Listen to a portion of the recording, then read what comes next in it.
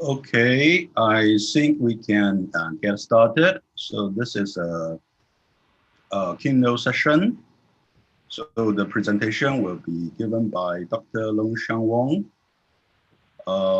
So good morning, everyone. So just let me try to introduce me. I'm Lung-Hsiang, and I think it's a pleasure for me to introduce my colleague Lung-Hsiang Wang in this keynote session. So first, let me just give you a brief introduction of Lung-Hsiang Wang. He received his PhD major in computer engineering in 1998 and is now a senior research scientist and the co-program director of Learning Sciences and Innovations at the Center for Research in Pedagogy and Practice, National Institute of Education, Nanyang Technological University, Singapore. He became a professional researcher in the field of technology enhanced learning since 2005. Armed with his vast experience in conducting school-based intervention studies, he developed his research in both mobile seamless learning and technology-enhanced language learning. He has become one of the key researchers in the mobile seamless learning field by developing the 10 dimensions of mobile seamless learning framework, which is one of the most well-referenced frameworks of the field. He went on to spearhead a series of funded research studies in mobile and seamless learning, including MyCloud, a one-to-one mobile seamless learning language learning model, which has later been integrated to the formal Chinese curriculum in 5 schools. He published 2 books, which treated as the first 2 scholarly books on mobile seamless learning, namely seamless learning in the age of mobile connectivity. As the lead editor, and move language learning, discovering simple learning and mobile assisted language learning as the lead edit author. He was named EPSI Distinguished Researcher Award in 2015 and has won 9 Best Outstanding Paper Awards in various conferences.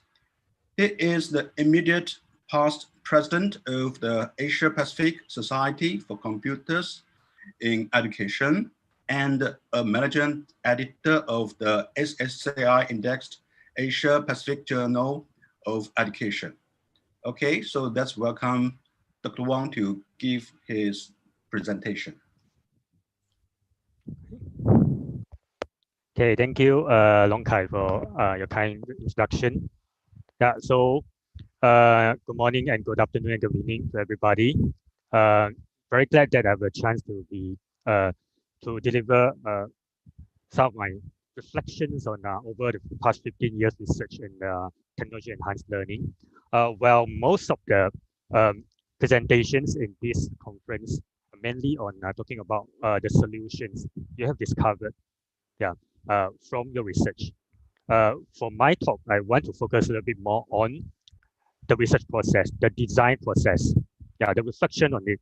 I even want to go into move one step back. I want to think about all these fundamental questions: technology or not technology, more technology or less technology. So these are the issues that or the questions I want to raise for everybody to think about. So my talk, we're talking about towards cross-fertilization between diversified research orientations in technology enhanced learning. So there are certain types of different, actually we're not talking about research fields or research direction, we're talking about orientations. So there are 3 orientations I'm going to talk about, and I want to consider how these 3 orientations may form some sort of tension, but how can we actually resolve the tension and instead achieve cross-fertilization? So I'm making case studies of mobile learning, but there are 2 case studies I'm going to talk about, but there's also another 3rd case study which is actually not relevant to mobile learning, but it's actually under the entire framework I'm going to talk about today. Let's see whether I can. Okay. So first of all, we're talking about technology, and nowadays technology is probably about what dreamers can be thinking of. As technology-oriented researchers, maybe most of us are dreamers. We'll try to push the boundary of technology. We want to make impossible to possible. We want to see the new horizons, bring the new horizons to the rest of the world. So this is what dreamers thinking of. But we also have people who are actually more problem-oriented. I see the problem, I try to solve the problem, and I'm not necessarily going to develop the new solution. I could be using the existing solution to solve that problem, but using it in a novel way. So that's another group of people who may be looking at this. And we come to the 3rd one. It could be that another direction or another orientation, which is that we look at this. This image, maybe it means some sort of, there's a universe. Everybody, there's a micro universe in your body, but there's also a universe among our human race, the rest of the world. So of course, nowadays we want to use technology to bring us closer, to make us more connected. But the question is that, would that become what, there's a movie, The Matrix trilogy. So what happened is that you'll be instead, that universe becomes a technology universe, the universe controlled by the technology, and we are being subsumed into this universe of technology. So technology becomes somebody who actually, something which is actually control us, rather than we manipulate the technology to achieve our connection. So this is another issue that we have been thinking of. So from these 3 issues I want to raise, or these 3 types of orientations. So I want to talk about diversified orientations. Talk about this. We talk about there are 3 major types of edtech research, which were actually pointed out by Chen Chou in 2006 paper, and Chen is actually Wai Chan. So he and his colleagues wrote this paper and actually trying to distinguish between these 3 types of research. But actually his research originally refer to 3 types of mobile learning research in the paper itself. So it started with something we call dream-based, and then there's adoption-based, and finally there's humanity-based. Of course, the term humanity-based, this is something that even Tak Wai himself have been reflecting whether this is the right term, but then he just tentatively used that term in that paper. So these 3 types of orientations of edtech research. So we start with mobile learning, but I think they could be generalized and reconceptualized to learning, technology enhanced learning research as a whole. Yeah, so that's why I'm talking about in this, the first part of this talk, I'm going to make use of these 3 orientations of edtech research to frame my reflection. Yeah, so I'm going to give come into more details on each of these, but you can see that it said something like we can start from dream-based, and then we come to adoption-based, and finally humanity-based, or it could be the other way around. Yeah, it could be the other way around, which is humanity-based and then adoption-based and then dream-based, or it's actually non-linear.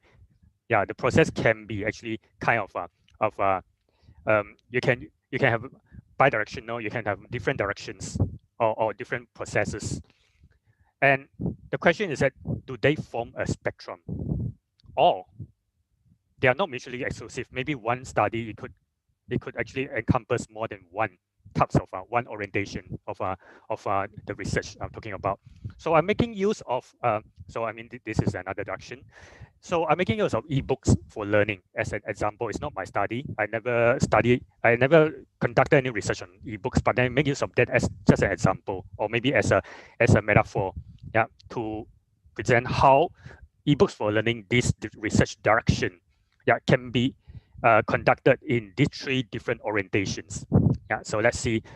Most direct applications of ebooks, digitizing textbooks or reference books and throw them to the learners and highlight some technological affordances such as reading them anytime, anywhere.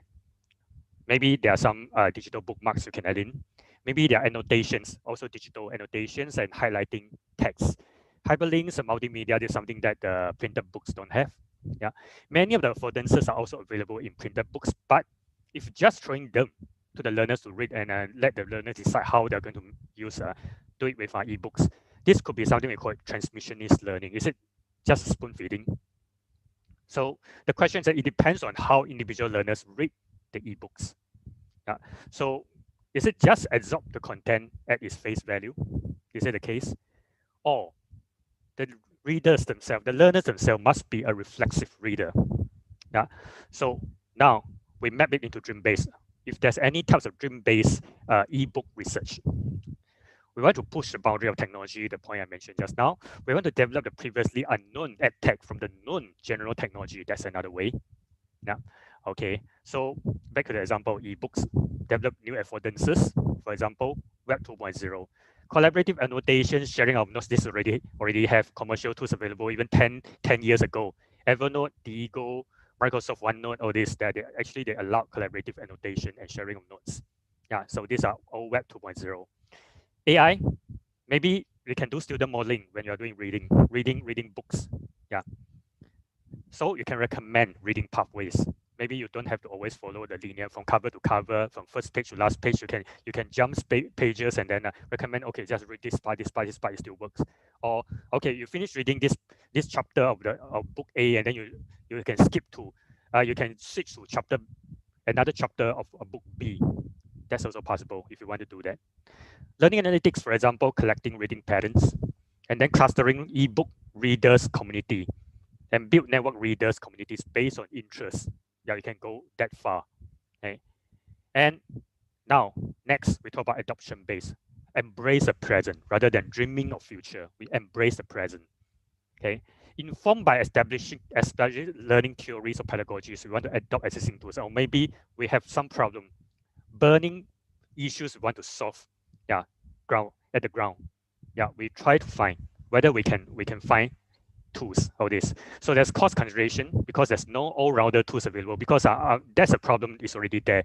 And unless you engage a team, or maybe you outsource to get someone else, a software vendor to develop everything for you. Otherwise, maybe there's no all-rounder tools available. So you may want to adopt a combination of tools if I develop a new tool, it's not an issue, but you need to have all these affordances, all these features, but none of the available tools are available, so you need to adopt it that way.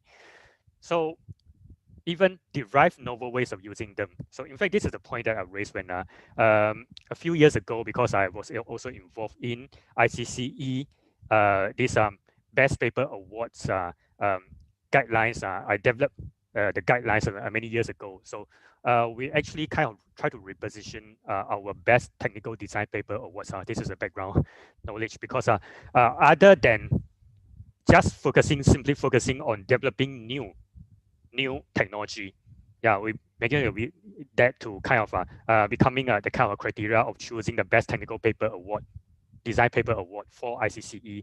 We're also looking at another possibility, which is that you might be using existing tools, but you derive novel ways. No one else ever used the existing tool in this way, but actually derive novel ways, and these novel ways really work very, very well. Yeah, and it inspire other people to use the tool in the same way. So this is also another way of adoption-based, adopt existing tools, but we can derive novel ways of using that. This is also valuable. It's not necessary I have to always develop new technology and then it's valuable. Yeah. So back to the examples of ebooks again. Informed by learning theories, design learning activities, and ebooks. Yeah, so design activities surrounding the ebooks, but not necessarily always just stick to ebooks and nothing else. Yeah. So the entire learning process by not restricted to using ebooks, but also other ICT tools. So it could be a learning process in and out of using ebooks, reading ebooks, extension of ebook reading, such as concept mapping for reading comprehension, adapting the ebook content for digital storytelling. Yeah, get the students to do digital storytelling, role playing, possible, writing or collaborative writing activities surrounding the ebook. Everybody's reading, or different people reading, different students reading different books, and then they come together to do collaborative writing. That's also possible. And now we come to humanity-based, learner-oriented. We're going to do research, find out more about personalized learning, like develop learners' disposition and connective tools in lifelong autonomous learning, personal interests, values, and self-actualization in the long run. So eventually we want to accomplish self-directed learning without over-relying on technology. Yeah, so this is a thing we want to talk about. So back to the example to the ebook here again. And what are the ebook research, which could be a little bit more humanity-oriented, humanity-based. Learner-oriented ebooks assisted learning activities. That's possible. Yeah, it just assists. Ebooks as assisting tool rather than ebook-centric. Yeah. So establishing let's say, tight-knit ebook reading group with a greater variety of activities, yeah, such as exchange of reading experience, extended activities, and so on and so forth. Yeah, and also learners created individually, collaboratively ebooks for sharing. Yeah, get learners to create ebooks. Research on learners' ebook reading and annotation behaviors in formal or informal learning settings. These are things we can do. Or if ebook reading is only one component under a higher level learning process with other learning activities, then how about studying the roles of ebooks? Roles, not just one role, it could be multiple roles of ebook reading and annotation behavior. Yeah. Within the entire learning process, what are the benefits? What are the caveats? Now, how can we appropriate ebooks in the right ways? Yeah, do that, get them to use it, get the ebooks to play the right roles rather than the wrong roles to distract learning, so on and so forth. Yeah. So we come to this issue, we're talking about technology as an enabler or enhancer of learning. I can take this as metaphor again. This is a movie still, if those are familiar with Hong Kong movies, a 1996 movie, God of Cookery, starring Stephen Chow. So a comedy, but then it's a fantasy. So Stephen Chow, he can actually make use of inner energy. Yeah, because he's a kind of a kung fu hero. So he can make use of inner energy to ignite the fire. Yeah. So, but this is fantasy. In actual fact, humans, we cannot fire up by ourselves unless you actually have the kind of spatial, those are supernatural power or whatever. Yeah, I mean, so, but you can use what? You can use matchbox. You can use matches. You can use a lighter. Yeah, to light up to create fire. So what happened here is that this becomes an enabler. Yeah, because without these tools, as external tools, you cannot ignite the fire by yourself. Yeah, so this is a technology. It could be an enabler, but it could also be an enhancer in other ways. When using it in other ways, people can jump. You can jump as long as your legs are healthy. You can jump, but you cannot jump high. So we can make use of this string, yeah, to jump high. So it becomes an enhancer. It's not an enabler. Yeah, springboard. So enabling or enhancing it depending on one's perspective. Say, for example, we want to go back to the example of ebooks. Their digital contents, bookmarks, annotations, hyperlinks, multimedia, reader communities, AI, LA, all these things. Yeah, there's a good variety of affordances, but what really matters are how learners are using them. Is it an enabler-oriented or enhancer-oriented usage? You have so many possible potential affordances, potential features, but then you might only use it for enhancing learning, but or another learner, you may use it for enabling them to do something that he or she couldn't do by himself without the technology. And another issue I want to raise is about adaptivity and adaptability. That's a concept actually originated from software engineering field. We take this again. I want to use another metaphor. Yeah. So we have a point and shoot automatic camera. That's before our camera phone came up. Automatic camera used to be very popular about 20 years ago. Versus professional camera, until now, people are still using professional camera if you are professional enough in photography. Now, so for automatic camera, it's just automatic adaptation by the system. So the user, because in Chinese, even translated into something like I think they call it a foolish camera. Yeah. So it's a nuts camera. That means that you don't need to be a clever user. You're just a stupid user, or you call it stupid camera if you do a translation to Chinese. Even if you're a stupid user, you're stupid in terms of photography skills, but you don't need to have you have zero photography skill, you can still use automatic camera to take photo because they do automatic adaptation for you. And adaptability is more like affording users to configure. The professional photographer, they are so skillful that they can control the camera to their own way of doing that. So these are a lot of things that automatic camera cannot do. But as long as you are professional enough, you are skillful enough, then you do it on yourself. So that's the difference between adaptivity and adaptability. Yeah. So on this boundless land of learning, who rules over learners' destiny? So that's the question I want to raise. Who determines? Okay, this is not World Health Organization. This is just who. Okay, learning objectives. Okay, who determines learning objective? Who determines learning pathways? Who determines learning strategies? And who determines learning resources? Shall we transform our children to become professional learners? Learn and adapt in how to learn. We'll keep talking about learning how to learn. So shall we transform our children to become professional learners? They are skillful in learning. Yeah. So adaptivity could go the other way around because overdone is worse than underdone. You're overdone in terms of adaptivity. You let the system adapt everything for the students, and the student never learn how to learn. Could that result in this problem? So adaptivity is transforming teacher-centered learning into technology-driven learning. Yeah, it's still not student-centered. You see the case. Yeah, from learners' point of view, from over-relying teachers to over-relying technology, could go to the other extreme. Yeah, of course, technology could make learning more personalized. Yes, not wrong. Yeah, but personalized learning doesn't equal autonomous learning. Yeah, they're overlapping, but they are not always the same thing. So I want to quote Martin Scala Media. We know she's the godmother of knowledge building. Back in 1989, yeah, she already said this. It is not the computer that should be doing the diagnosing, the goal setting, and the planning. It is the student. The computer environment should not be providing the knowledge and intelligence to guide learning. It should be providing the facilitating structure and tools that enable students to make maximum use of their own intelligence and knowledge.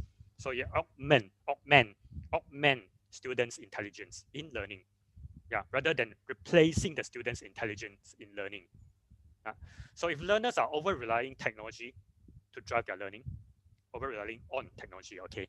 It's not conducive for developing autonomous and lifelong learning. It could be the case. Yeah. But most learners are actually not so autonomous to start with, particularly in Asia's exam-oriented education system. Yeah. So what about using adaptivity as a scaffold? And as you know, scaffolding is about you start with something like we give them a lot of supports and gradually fade out when the students are able to learn on their own. So you need to gradually fade out. Can we make the adaptivity gradually fade out rather than always there? Yeah. So scaffolding, yeah, so that's the point I raised. Scaffolding as an adaptivity could gradually fade out. And yet there's no need to get rid of adaptivity all in all at the end. Yeah, but strike a balance between adaptivity and adaptability. Let the student be able to adapt the way they want to learn or adapt the tools they are using. Yeah, so rather than always rely on technology to decide how the student to learn and how the student going to use the tool. Yeah, so can we strike a balance? So this is an issue I want to throw it to everybody to think about. So extending the meaning of adaptability beyond the adaptability of the system in technological sense. But going one step further, adaptability of the learning experience in and out of technological support. Yeah, can they be more adaptable? Let the student adapt their learning. Yeah, so even we're talking about when teachers designing lesson plans, lesson plans are actually dictated by the teachers. But can we gradually allow students more flexibility in the way how they learn, yeah, and how they plan their lessons? Even let the student in one day, let the student plan their own lessons, give them the learning goal, but let them plan the lessons by themselves.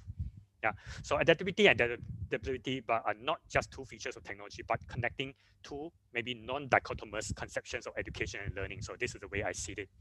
So technology to enhance or augment your ability to learn. Yeah, so we want to augment students' ability to learn rather than taking over their ability to learn. Yeah, okay. So now we also want to try to make a comparison of various education research fields. Now we have education psychology, instructional design, educational technology, and learning sciences.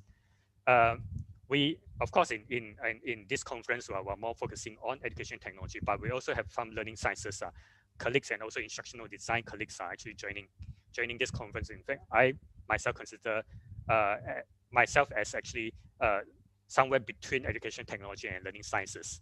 And you see the objectives are this educational psychology is to understand learning from psychological point of view. Instructional design, EdTech, more making learning more effective. But learning sciences, understanding learning and inform how we may design cultures, ecologies, pedagogies, and technologies for learning. And we have a major learning perspective, okay, from ed side, behaviorism, connectivism, ID and ET, more on constructivism and also social constructivism.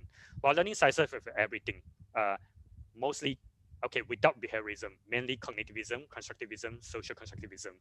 An inspiration for research methodology we have informed by psychology and emerging audit sociology, anthropology, social linguistics, while learning sciences have everything. So that's why learning sciences, they always use the term with the plural form of sciences is not science, because well, it's actually more multidisciplinary. And design intervention at site usually not important. It's not that they don't do intervention at all, but they rarely do that. They hardly do that. So of course the other two, yes. While learning sciences, yes. While design is informed by learning theories and is iterative. We're going to make this point later quickly.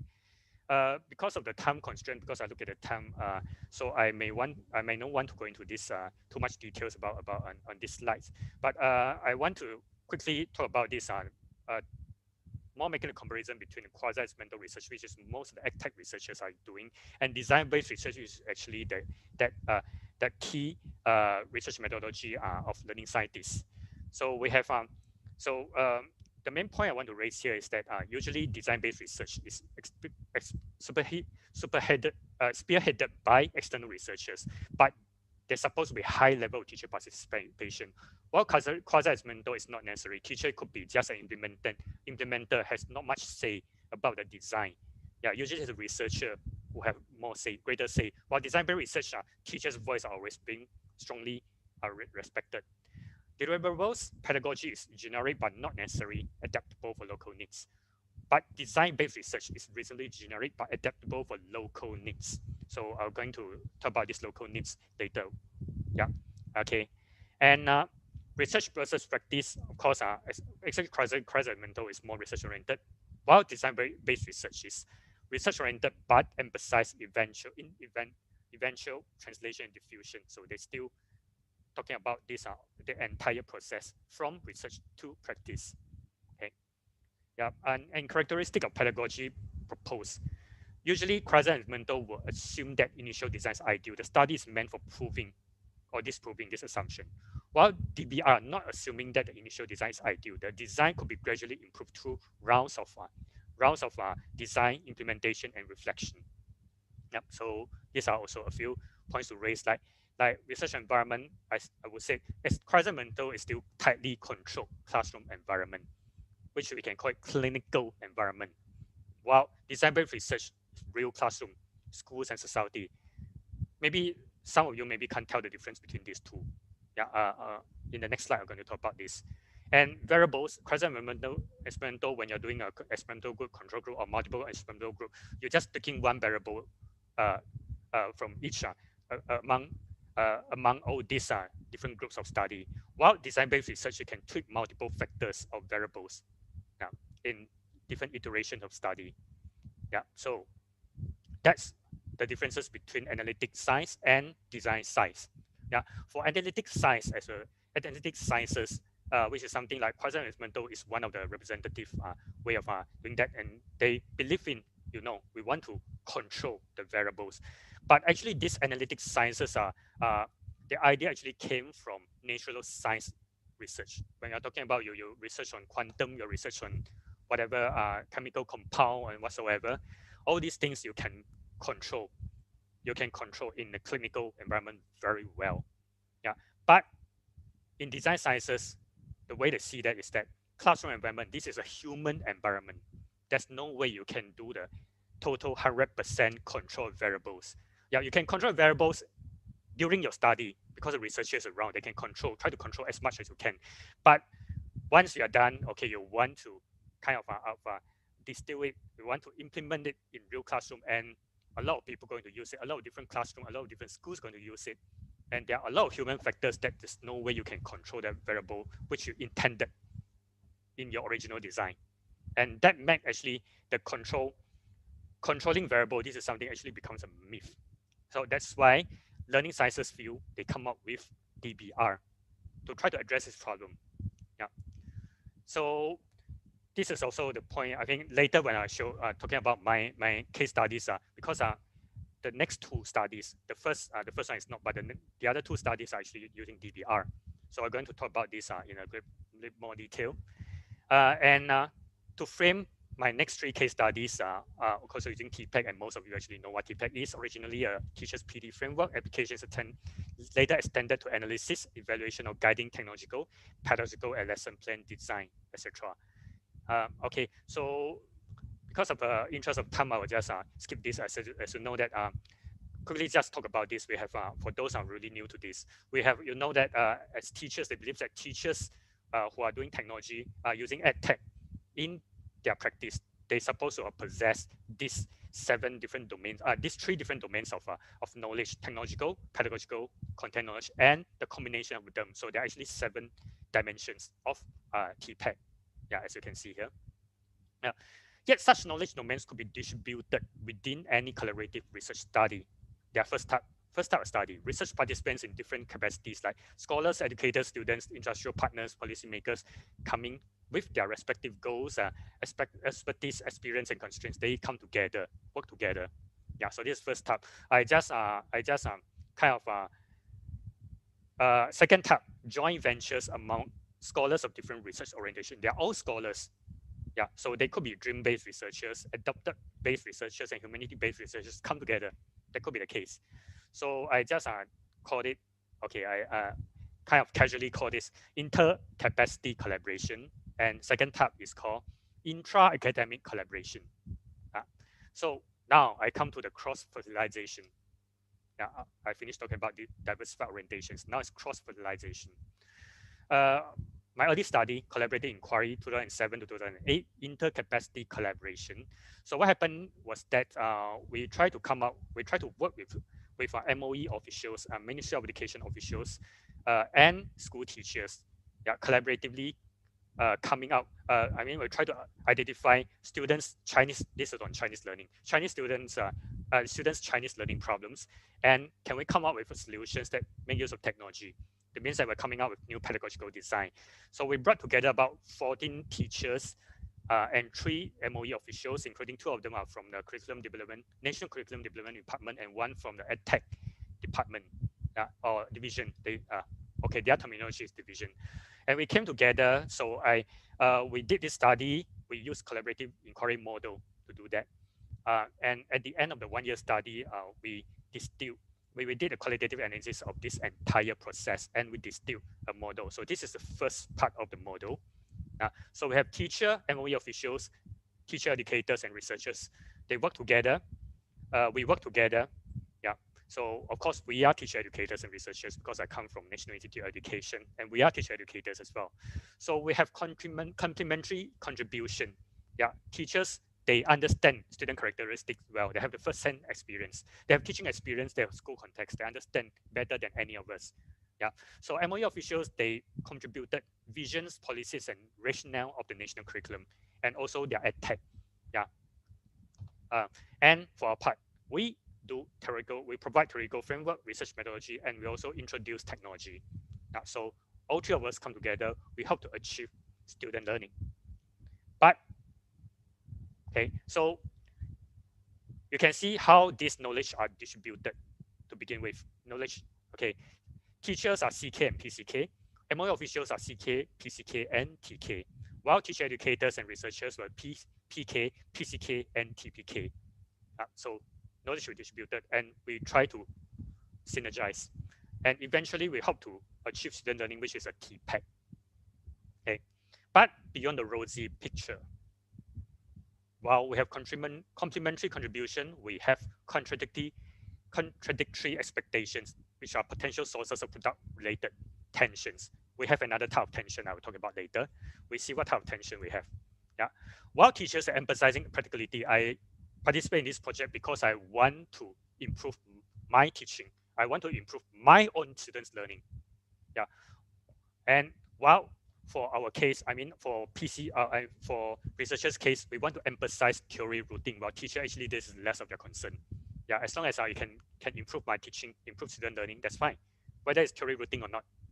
While teachers and MOE officials, teachers emphasize local needs, while MOE officials, they want to see what are the nationwide needs. While MOE officials with us, MOE officials emphasizing scalability. Scalability from their point of view is that, okay, I want to have something one size fit all. Yeah. While for us, again, we want to emphasize theory routing. Yeah. So that's one issue about the product-oriented thing. And another type of contradiction, contradictory expectations, potential sources of process-oriented tension. Collaborative inquiry is actually the model that us were studying. Yeah, but we have these issues. For teachers and MOE officials, there's no issue for them. But for us, you see teachers, they are product-oriented. Okay, I participate in this, I just want to have product. I want the product is the learning design. While PD, they are teachers PD, professional development, it's just a secondary goal for them, but of course, they still take it as an opportunity to learn. For us, we are process-oriented. We want to study collaborative inquiry model itself to see whether it is a good model for this type of teachers PD, which we can implement in the future. And so that's why we treat the PD process itself as a product as well. But then for comparing MOE officials and us, okay, they were product oriented as well, but they're exploring CI, collaborative inquiry, as a product design approach from that point of view. For us, we are process oriented. We emphasize the needs of research on collaborative inquiry as a new PD approach. And that's also why during the 1 year collaboration, we actually have all this type of tension, which we distill and come up with this full model. So the full model actually looks like this in the paper we publish. Yeah. So apart from TK, PK, and CK, they are other types of knowledge: academic knowledge, practical knowledge, systemic knowledge, which are out of the context of this study. So this is how I presented this kind of intercapacity collaboration, we have this issue. But we have less tension, of course, in the intra-academic collaborations because we are all academics, we are all scholars. We have overlapping language and academic objectives despite varied research directions and orientations, but we still have some issues we're raising. So let's check out the two case study of mobile assisted language learning with Chinese PP and my club. They are the two studies I went through in earlier years. Okay, one is intra-academic and the other one is intercapacity. So Chinese PP, if attended yesterday's team-based invited speech by Professor Tingjia Su, she also talked about this, but then she was actually, back then she was actually participated in the second round of our design-based research when she was actually kind of a visiting scholar for 3 months here. But what I'm going to talk about here is more our first round, our first round of first cycle of DBR. So the source of inspiration of this Chinese PP was that I started from 2004, Gustavo Zurita, when he was a PhD student of Miguel Nussbaum. He developed this set of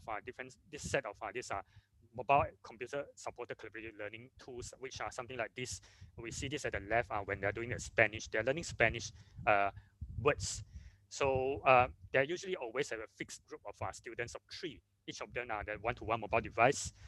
Then at the beginning of each round of the game, the system will kind of to assign one syllable, to the students, to each student, and the 3 students have to work together to put together their syllable to come up with a valid or legitimate Spanish words. So that was the game about. And one of our former, and back in about 2011, and one of our former postgraduate researcher who is now already back to, who is Ivica Botishki. He's already back to Croatia and becomes an associate professor now. Back then, he borrowed this idea and designed this game, which is called Form a One, primary school, this fraction game.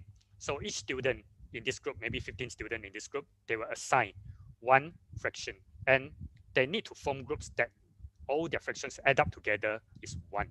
It's an integer, it's 1. So that was a game. So you look at this, it looks okay.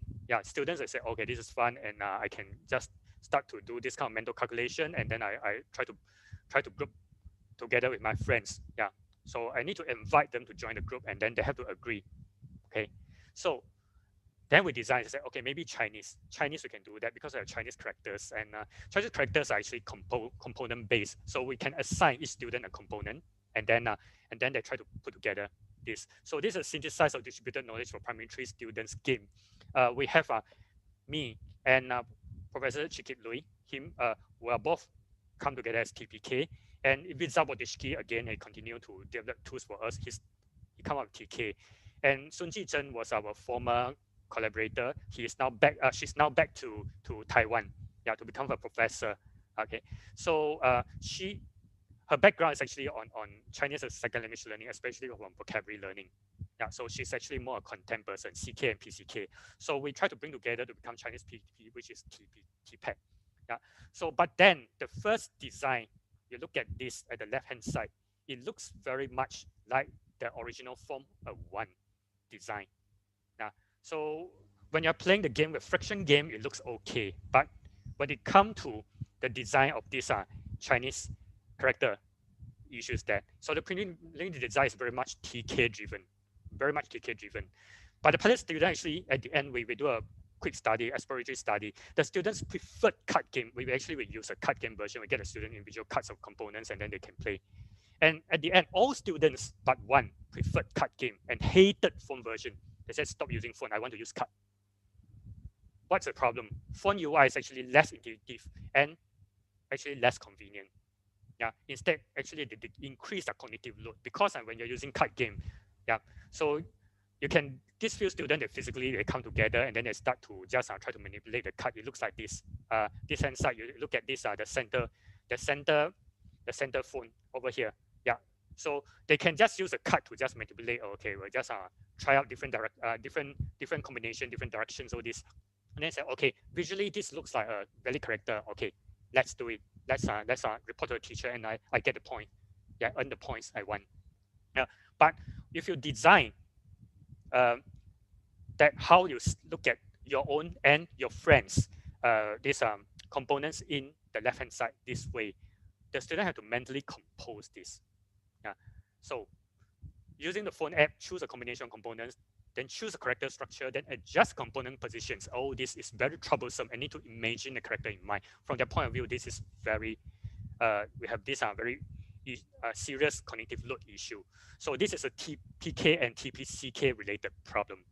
So we need to solve the problem. Yeah, but pilot student, okay, we look at this. We directly compose a character with the cuts, visually recognize the character. This is kind of a try and error. But is this a bad habit? Try and error is a bad habit. We need to question ourselves, is it a bad habit? So now the question is, technology or non-technology? Still want to insist in form-based or not? Or we just switch to cut-based because we are learning scientists. Learning scientists, we do a lot of technology, but we don't have to always do technology. They are also learning sciences research without technology at all. Yeah. So reflection number 1, ICT or non-ICT, technological affordances not available in cut game.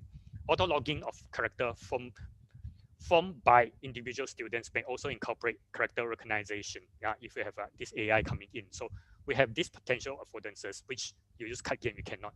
And you can do auto scoring. Scoring is very cumbersome. You need to record all the scoring.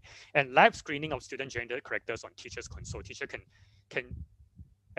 do a projection of what all the rules are, which you can see at the right. Yeah, all the characters are composed right now. So these are the things not available in cut game. So these are so useful. So yeah, so this is a reflection on TK, TPK, and TCK. But shall we bite the bullet and let the student rely on visual trial and error? The cuts. Yeah, use cut. Yeah, instead of ICT, use cut. Yeah.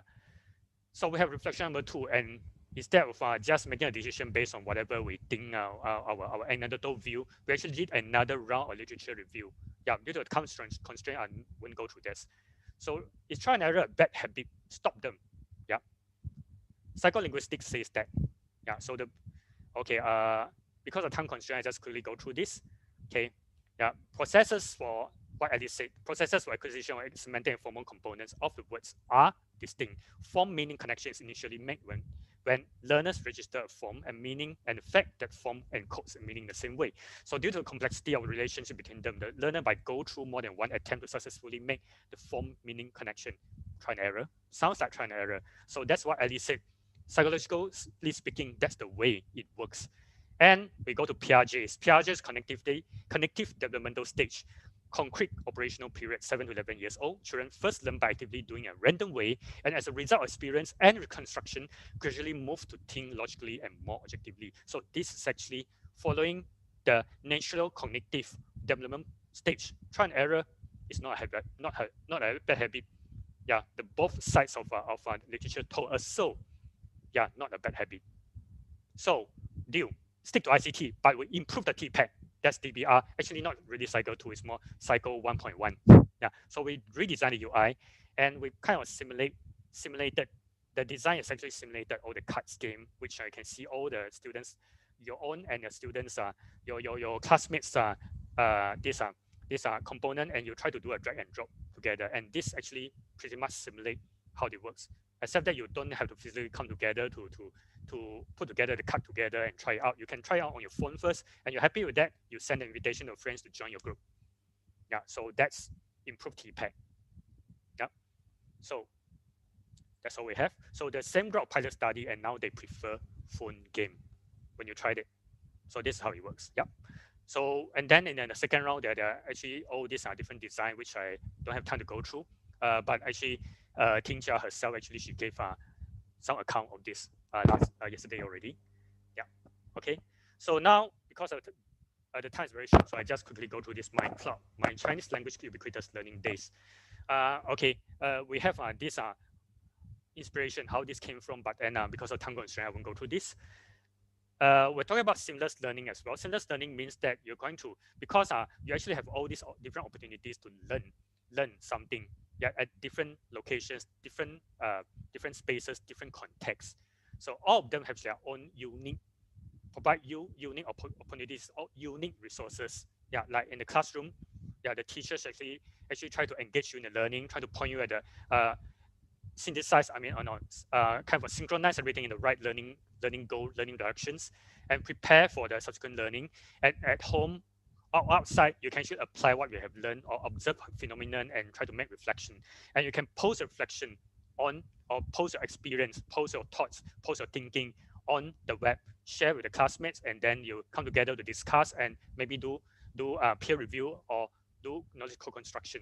So all these actually they have different learning affordances. Like, but all this could be quite fragmented. And seamless learning is trying to bring this all together, to bring formal and informal learning together, to bring individual and social learning together, to bring digital and physical learning together. Yeah. So we have this connection and it's not non-linear. Yeah, we try to remove the seams. We bridge all these different learning contexts. So at Shift, we call it learn, apply, and reflect this kind of cycles, and also learn, unlearn, and relearn the cycle, recontextualize the learning. So my cloud was a seamless language learning model integrated into third and fourth grade Chinese curriculum. One tablet per student. We use a tablet.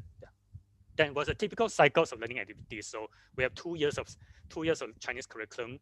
Okay, we start with in each lesson, we start with in-class lesson to pick up new words and sentence structures in a textbook passage. And then our class, creating and sharing social media, utilizing new and proud linguistic knowledge. So you say, okay, today I eat something like this, and then I need to write a caption, take a photo, write a caption. And the caption should make use of the new words or old words you've learned. And maybe sentence structures as well. You share it, and then you do peer review, and then you can also share experience a little bit more like socializing with them. So there are casual interactions online, casual interactions and peer linguistic evaluation and social network. Yeah, we want to build a community of learning and practice of Chinese language using the technology. So these are 3 DBIR. DBIR is design-based implementation research. Yeah, another model which is more implementation oriented. Yeah, but it's still DBR. We want to have pilot study in 3 third grade classes and later level-wide scaling up. Yeah, entire level 3 and level 4 using this, and eventually we diffuse to 5 schools. Yeah, so we have this my cloud 1.0 platform, which was the final product, looks like this.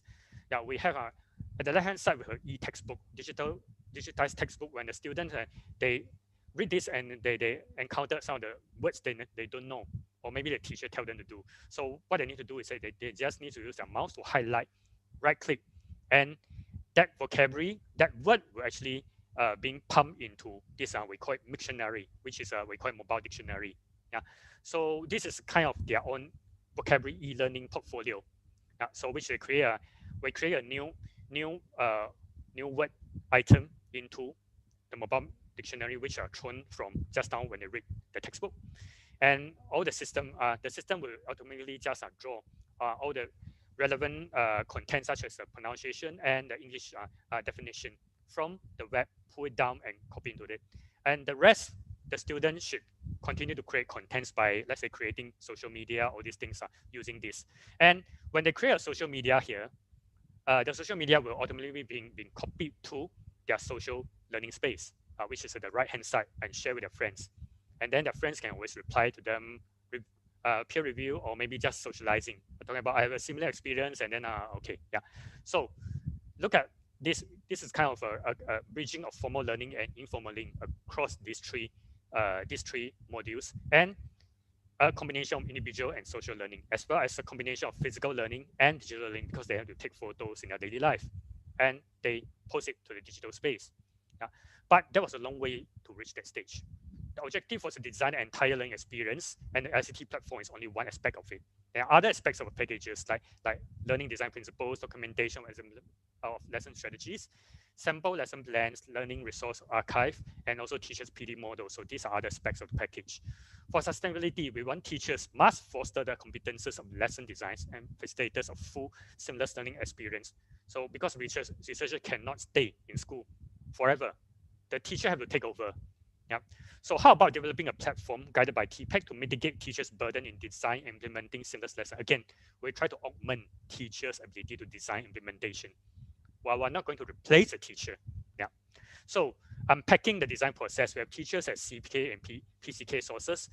We outsource because of some constraints in our research fund. So we can only outsource to software better rather than building our own team, development team. So they are TK. Researchers, CK, PK, PCK, and TPK. Yeah, and also we have even students came in. They're also playing one role. Yeah, which we want to call a team called TLK. Yeah, which actually means technology, learner knowledge. And my cloud. Eventually, we want to call it my cloud, which is TPAC. Yeah. So we have stage one, the academic framings rooted in something like this, the social cultural perspective for L2 learning, second language learning, communicative approach and authentic learning, that's CK and PCK that proposed by researchers. Seamless learning, PK and TPK. Yeah. So ICT as a personal learning hub. Yeah, everybody they use their own tool, and this is their personal learning hub. Save everything in it, and all the tools are available in their own personal device. From one-to-one to the cloud platform, so we have everything also stored in the cloud and then can share everywhere. Even using, you switch to a different device, you can just see it. That's TK and TCK. Yeah. So this is the intercapacity collaboration. Then stage one continue. Researchers invited teachers to explain how their lessons were implemented, students' learning challenges. So we have to understand, we start with very problem-oriented. We start with a problem first. Yeah, with all these issues. Next 10 months, researchers adapted high-level learning design. They are weekly teachers PD. We go back to meet teachers every week. Yeah. So we come to a mutual agreement. My cloud was not meant for improving existing teaching practice, but for assisting students to nurture a new learning culture. Yeah, and teacher, researchers, and software vendor, they co-design learning experience. There's a major challenge because of time constraint. I won't go through this. Yeah, but so we actually published a paper. We analyzed the entire learning process qualitatively, and we try to unpack what are the different types of TPAC knowledge. We actually generated during the design process, and this paper was published in IEEE Technology, Transactional Learning Technology. Of course, because of time constraint, I won't go through the details, but I just want to highlight these 2 points. The platform should facilitate semi-automated bridging of multi-learning spaces, multiple learning spaces. So you can see just now, bridging formal and informal learning spaces through textbook and Mictionary connection, bridging individual Mictionary and social MyCloud spaces, all this. Yeah, existing classroom practice is that teachers must instruct the students to highlight unfamiliar words on the textbook. So my textbook component of my cloud should provide similar affordance. Students should use a mouse to highlight salient vocabulary. Yeah, and right click to add them to Mictionary. Yeah, so this is the the design framework. Again, time constraint, prototype, develop, usability test. That's where students came in. They have their TLK. Yeah, they get students to do user acceptance tests, improving the platform accordingly. So we went through stage 2 pilot study with 3 pilot classes, all these things. Time constraint, I go through this, I skip this. But there's also certain issue, which is that when we started the implementation, we realized that there are certain tools, certain affordances, certain features we thought we should already have it, but we cannot add it anymore because it wasn't implemented at the beginning. Only there are some emergent needs during the implementation. So we cannot change it. We cannot do rapid prototyping because we actually outsource it to external vendor. Yeah, you get them to add new things. That means that more money. And that we didn't budget for that. So what happened is that, okay, for the time being, we just work around this. We hold the technology constant, but we change the way the pedagogy. Yeah, try to do something, implement, or maybe introduce some of the third-party software, third-party tools to support the learning of certain activities which this original platform couldn't provide. So one of our researchers actually made this point in the paper. We recorded in the paper. We need to be wary whether this suite of application will actually complement or distract student learning. You don't try to add everything in. You say, okay, we just leave it there. Maybe sometimes we need to use it, but we don't know it now. Maybe not yet now. Although it may appear to be useful to have multiple tools on an integrated platform, the crux is that what should be put inside? What should we introduce is a platform, not just a string of tools just put together. We don't know why you want to put them together because they are there, so let's put it, so that it looks very enriched. Yeah, but instead we need to have a good mind of what is the learning process of this thing, and we design from that learning process. It means that we come with scenarios and then we work backward. Yeah, derive learning pathway and scenarios, work backward to figure out affordances needed and how these features are interacting with each other. So how these 3 key modules of my cloud was identified and designed was this way. Yeah, so that was actually an inter-capacity collaboration. Hear the voice of every partner and integrate our knowledge to build a learning environment. Yeah, so because of time really very short, so I just quickly show this summary. We talk about diversified orientations and we have cross-fertilization, and this is how it works. Yeah. Thanks to our key collaborators and critical friends of various studies and feature in this talk. We can't list everybody, but these are some of our key participants or actually our critical friends. We're co-creators of the TPAC. Thank you.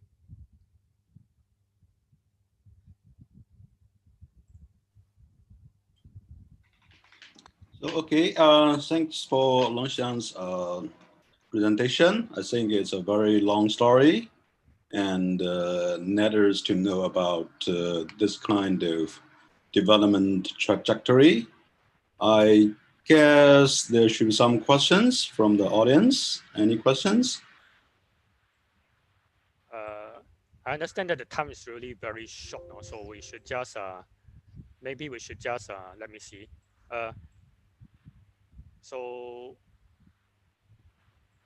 maybe I just flash my Okay, I just flashed my email. If you're interested, you can always contact me.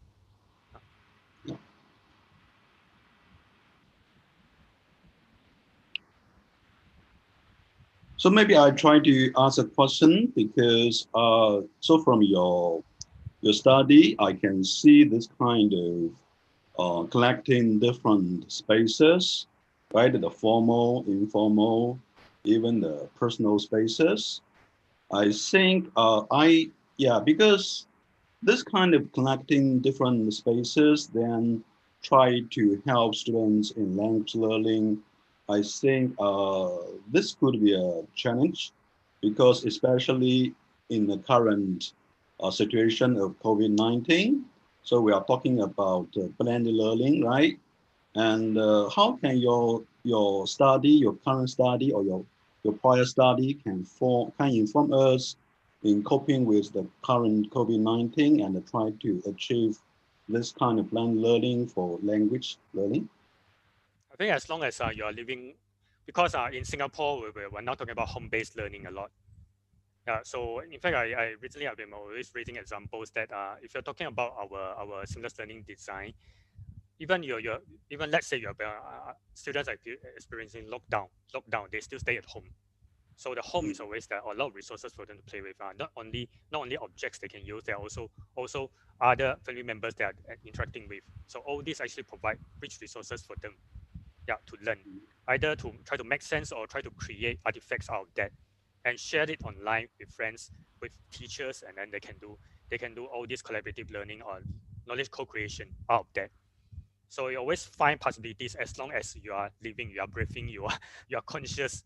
There are always chances for you to learn. Yeah. So I think I think you just now mentioned about the students especially I noticed the participant hated the devices, but they preferred this kind of card games, right?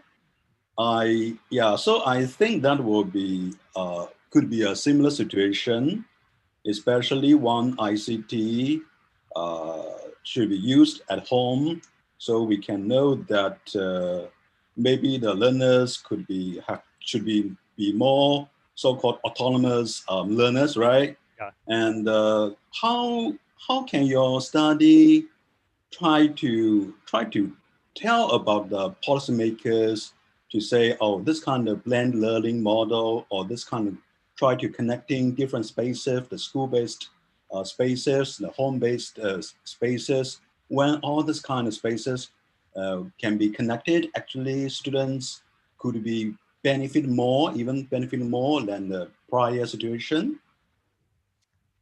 I think if I want to, maybe I try to address this in a relatively indirect way. Maybe not directly answer your question, but then that's the way I see it from how I frame this entire talk, which is that okay, just now I raised this example. If maybe for dreamers, dream-based research, they're most likely their mind say, okay, I try to build something like in my dream, in my dream.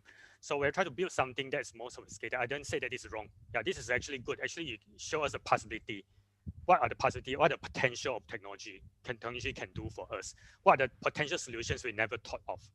Yeah, but from adoption-based point of view, yeah, if for those are researchers or maybe practitioners that are very adoption-based, so that could be something that I start from the problem. So I mean, let's say in the past, most of the teachers are in the past they are not so keen to use technology. There are many teachers who didn't like it at all. But because of this COVID-19 situation, actually they forced them to use it. They have no choice because if they cannot go back to school anymore, but they still need to continue teaching. So whether they like it or not, by hook or by crook, they have to use it. So from there, this becomes a very problem-oriented things. They have a problem in mind. They have burning issues they need to solve. So they need to start to improvise.